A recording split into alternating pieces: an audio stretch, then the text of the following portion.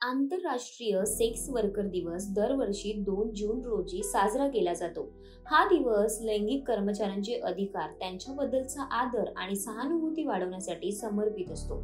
भेदभाव, हिंसा आणि अन्यायाविरुद्ध जागरूकता आणणे, त्यांचा व्यवसाय कोणताही असो, त्यांना इतर व्यावसायिकांप्रमाणे समाजाचा एक भाग मानणं हा त्याचा उद्देश असतो.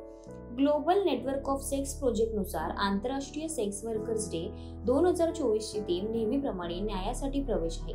या संघटनेचं मुख्य उद्दिष्ट म्हणजे सर्व लैंगिक कामगारांना हक्क आणि न्याय सुनिश्चित करण्यासाठी सामूहिक प्रयत्न करण्याचा आहे. आंतरराष्ट्रीय सेक्स वर्क डे बद्दल, त्याच्या विविध पैलूंबद्दल जाणून घेऊयात.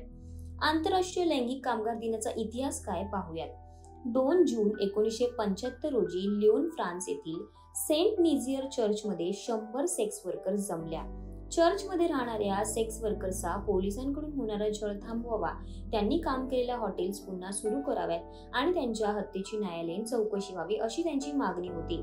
आमच्या मुलांना त्यांच्या आईने तुरुंगात जावे असं वाटत नाही, असाही बॅनर त्यांनी त्या चौकटीवर टांगला होता.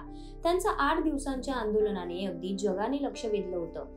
फ्रेंच पोलिसांनी त्यांच्या मागण्यांकडे दुर्लक्ष केलं आणि त्यांना आणखी कठोर शिक्षेची धमकीही दिली. पण तोपर्यंत सेक्स वर्कर्सच्या या आंदोलनाची ठिणगी युरोप आणि ब्रिटनमध्येही पसरली होती. शेवटी global network of sex work प्रोजेक्टची स्थापना झाली, ज्या अंतर्गत दरवर्षी 2 जून रोजी आंतरराष्ट्रीय सेक्स वर्कर दिन साजरा करण्याचा निर्णय घेण्यात आला. ही संस्था लैंगिक कामगारांच्या आरोग्य आणि मानवी हक्कासाठी वकिली करते. सेक्स वर्करची सामाजिक स्थिती जगभरात सारखीच आहे. त्यांना वेश्या व्यवसायाच्या दुनियेत ढकललं जातं किंवा ते स्वतःच्या इच्छेने येतात, पण त्यांना या दलदलीतून बाहेर पडण्यासाठी समाजाच्या सकारात्मक भूमिकेची गरज असते.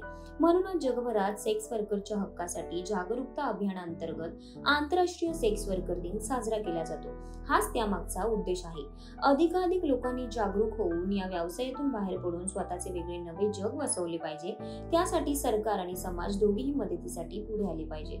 तुम्हाला हा व्हिडिओ कसा वाटला हे कमेंट करून नक्की कळवा आणि अशाच नवनवीन आणि माहितीपूर्ण व्हिडिओसाठी माय महानगर मानिनीला जरूर सबस्क्राईब करा.